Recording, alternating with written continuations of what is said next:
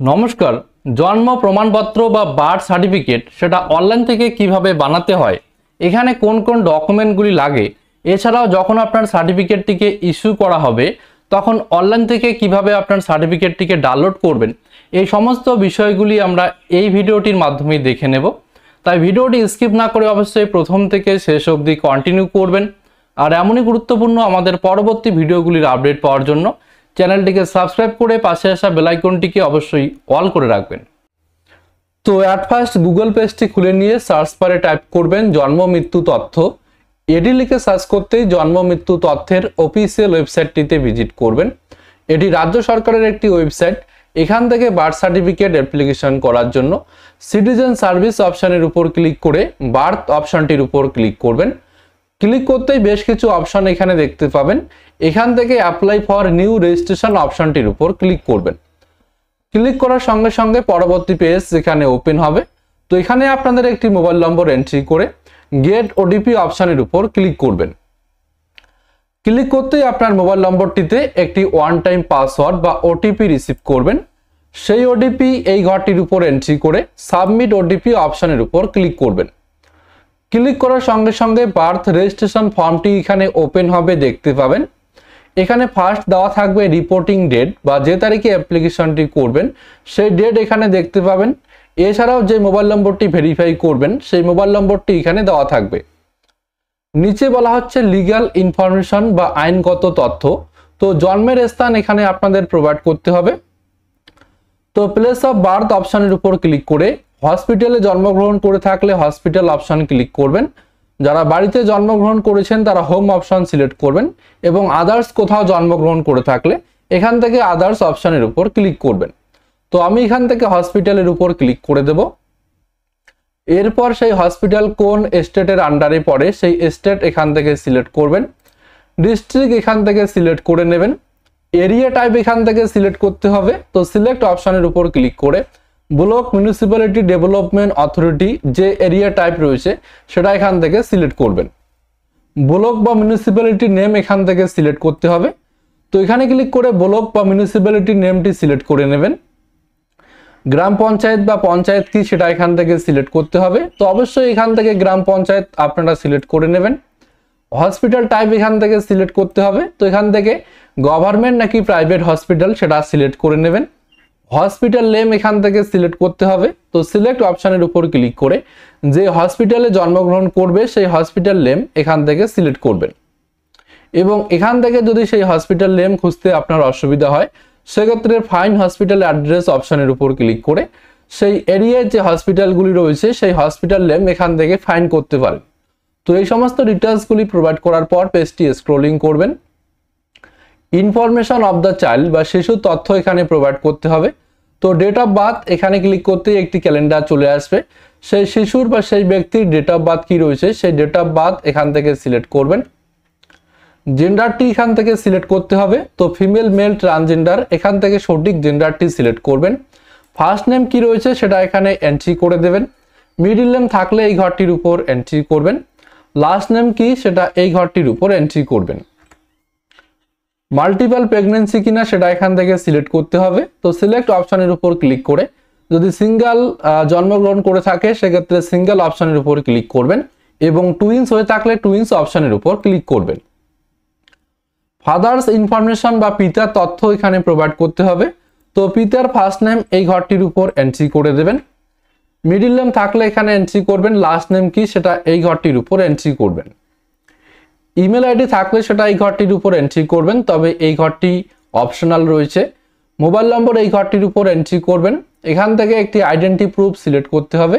তো সিলেক্ট অপশনের উপর ক্লিক করে আধার কার্ড, ইপিক কার্ড, খাদ্যসাথী এছাড়াও পাসপোর্ট আপনাদের কাছে যে সমস্ত ডকুমেন্টগুলি রয়েছে সেই সমস্ত ডকুমেন্ট টাইপ এখান থেকে সিলেক্ট করে নেবেন। সেই ডকুমেন্টের নম্বর এই ঘরটির উপর এন্ট্রি করবেন এবং এখানে চুজ ফাইল অপশনের উপর ক্লিক করে 250 কেবির মধ্যে আপনাদের স্টোরেজ থেকে সেই ডকুমেন্টটি এখানে চুজ করবেন। এরপর মাদার ইনফরমেশন বা মাতার তথ্য এখানে প্রোভাইড করতে হবে। তো মাতার ফার্স্ট নেম এই ঘরটির উপর এন্ট্রি করে দেবেন। মিডল নেম থাকলে এই ঘরটির উপর এন্ট্রি করবেন। লাস্ট নেম বা পদবি কি সেটা এই ঘরটির উপর এন্ট্রি করবেন। ইমেল আইডি থাকলে সেটা এই ঘরটির উপর এন্ট্রি করে দেবেন। মোবাইল নম্বর ম্যান্ডেটরি, অবশ্যই মায়ের মোবাইল নম্বর এই ঘরটির উপর এন্ট্রি করে দেবেন। টাইপ অফ আইডি প্রুফ অপশানের উপর ক্লিক করে এই লিস্ট থেকে যে ডকুমেন্টটি আপনাদের কাছে রয়েছে সেই ডকুমেন্টটি সিলেক্ট করে নেবেন। সেই ডকুমেন্টের নম্বর এই ঘরটির উপর এন্ট্রি করবেন। এরপর চুজ ফাইল অপশানের উপর ক্লিক করে 250 কেবির মধ্যে সেই ডকুমেন্টটি এখানে চুজ করে নেবেন।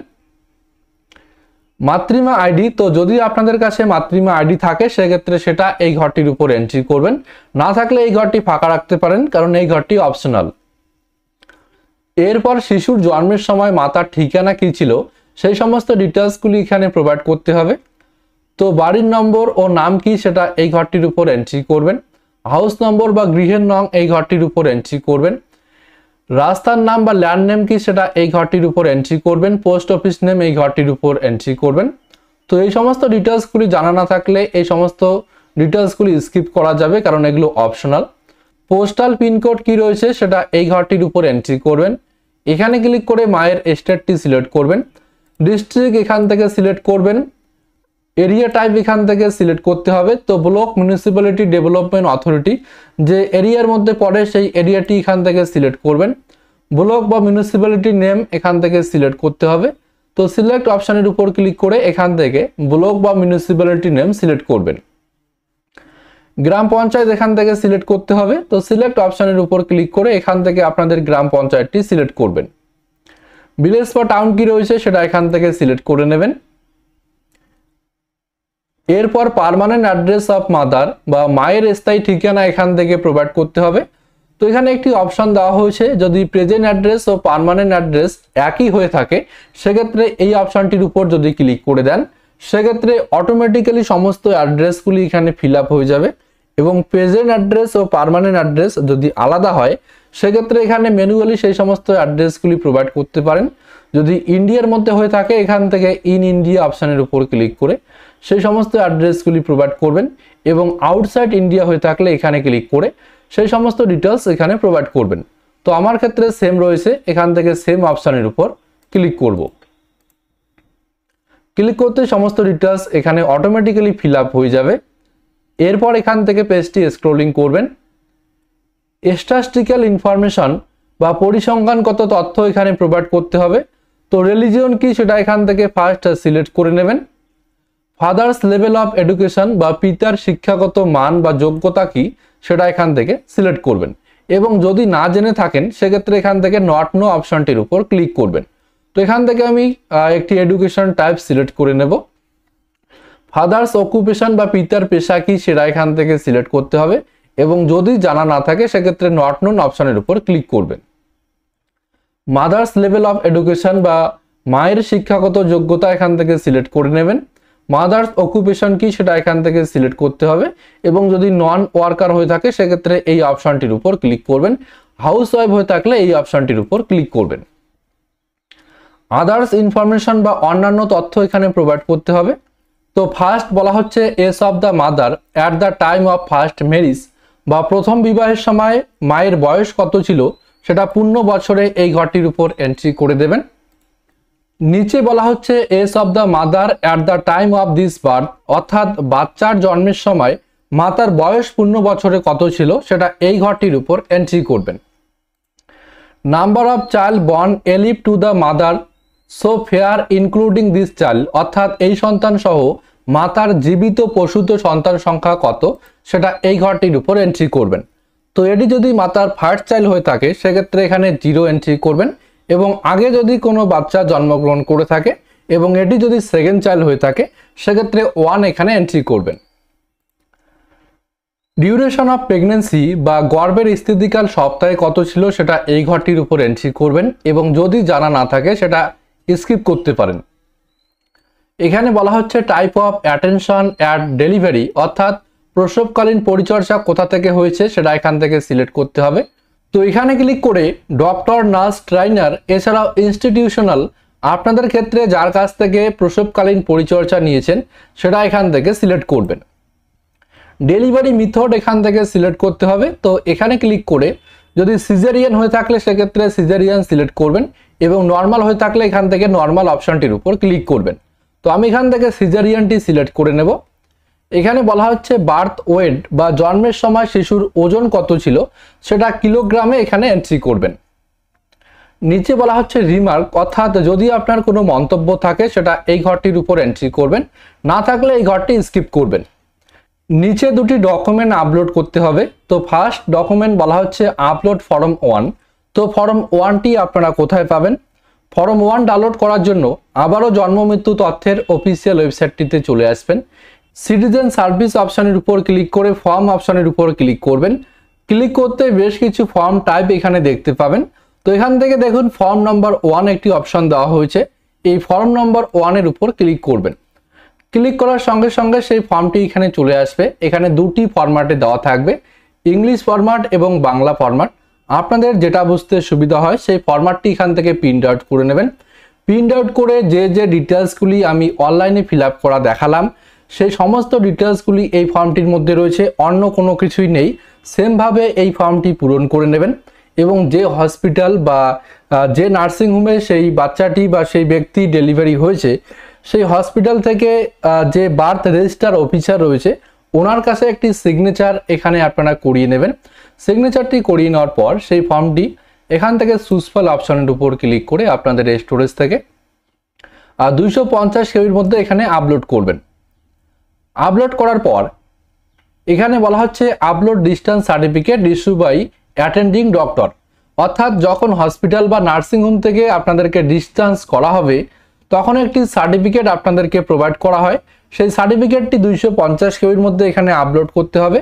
তো সুসফল অপশনের উপর ক্লিক করে আপনাদের স্টোরেজ থেকে যেখানে সেই ডকুমেন্টটি থাকবে সেই ডকুমেন্টটি অবশ্যই আপনারা এই ঘরটির উপর চুজ করবেন। চুজ করতেই সেই ডকুমেন্টগুলি এখানে আপলোড হয়ে যাবে এবং উপরের সমস্ত ডিটেলসগুলি ভেরিফাই করে নেওয়ার পর এখান থেকে সাবমিট অপশনটির উপর ক্লিক করবেন। ক্লিক করতেই অ্যাপ্লিকেশনটি সাকসেসফুলি সাবমিট হয়ে যাবে। একটি অ্যাপ্লিকেশন নম্বর পেয়ে যাবেন, সেই অ্যাপ্লিকেশন নম্বরটি অবশ্যই নোট করে নেবেন। এরপর 5 থেকে 7 দিন বাদে সেই বার্থ সার্টিফিকেটটি অনলাইন থেকেই ডাউনলোড করা যাবে। তো অনলাইন থেকে বার্থ সার্টিফিকেটটি ডাউনলোড করার জন্য আবারও জন্ম মৃত্যু তথ্যের অফিসিয়াল ওয়েবসাইটে চলে আসবেন। এখান থেকে সিটিজেন সার্ভিস অপশনের উপর ক্লিক করে বার্থ অপশনের উপর ক্লিক করবেন। ক্লিক করতেই যে সমস্ত অপশন চলে আসবে এখান থেকে ফার্স্ট অ্যাপ্লিকেশন স্ট্যাটাসটি ট্র্যাক করে দেখবেন। ট্র্যাক করার জন্য ট্র্যাক অ্যাপ্লিকেশন অপশনের উপর ক্লিক করে দিয়ে এখানে অ্যাকনোলেজমেন্ট নম্বর এবং ডেট অফ বার্থ এন্ট্রি করে সাবমিট অপশনটির উপর ক্লিক করতে আপনাদের অ্যাপ্লিকেশন স্ট্যাটাস এখানে শো করাবে। তো এখান থেকে যখন দেখবেন অ্যাপ্লিকেশনটি অ্যাপ্রুভ করা হয়েছে তখন আবারও বার্থ অপশনের উপর ক্লিক করে এখান থেকে ডাউনলোড সার্টিফিকেট অপশনটির উপর ক্লিক করবেন। ক্লিক করতেই পরবর্তী পেজ এখানে ওপেন হবে। তো এখানে অ্যাপ্লিকেশন নম্বর বা সার্টিফিকেট নম্বর আপনাদের কাছে যেটা থাকবে সেটা এই ঘরটির উপর এন্ট্রি করে দিয়ে সার্চ অপশনের উপর ক্লিক করবেন। ক্লিক করতেই সেই সার্টিফিকেটের সঙ্গে যে মোবাইল নম্বরটি লিঙ্ক থাকবে সেই মোবাইল নম্বরটিতে একটি ওয়ান টাইম পাসওয়ার্ড বা ওটিপি রিসিভ করবেন। সেই ওটিপি এই ঘরটির উপর এন্ট্রি করে দিয়ে এখান থেকে সাবমিট অপশনের উপর ক্লিক করবেন। ক্লিক করতে দেখুন এখানে ডাউনলোড বলে একটি অপশন শো করাচ্ছে, এখান থেকে ডাউনলোড অপশনটির উপর ক্লিক করবেন। ক্লিক করার সঙ্গে সঙ্গে আপনাদের সেই সার্টিফিকেটটি এখানে ডাউনলোড হয়ে যাবে, দেখতে পাবেন। তো এখান থেকে সার্টিফিকেটটির উপর আমরা ক্লিক করব। ক্লিক করতে সেই সার্টিফিকেটটি এখানে ওপেন হবে। তো এখান থেকে প্রিন্ট অপশনের উপর ক্লিক করে এই সার্টিফিকেটটি আপনারা প্রিন্ট আউট করে রাখতে পারবেন। তো আই হোপ ভিডিওটি আপনাদের কাজে লাগবে। এই প্রসেস ফলো করেই 0 থেকে 100 বছর পর্যন্ত যে কোনো শিশু বা প্রাপ্তবয়স্ক ব্যক্তির বার্থ সার্টিফিকেট অনলাইন থেকে অ্যাপ্লিকেশন করা যাবে এবং সার্টিফিকেটটি অনলাইন থেকে ডাউনলোড করে নেওয়া যাবে। তো ভিডিও ভালো লেগে থাকলে অবশ্যই ভিডিওটিতে একটি লাইক করে বন্ধুদেরকে ইনফরমেশন দেওয়ার জন্য বেশি বেশি করে ভিডিওটি বন্ধুদের সঙ্গে শেয়ার করে দেবেন।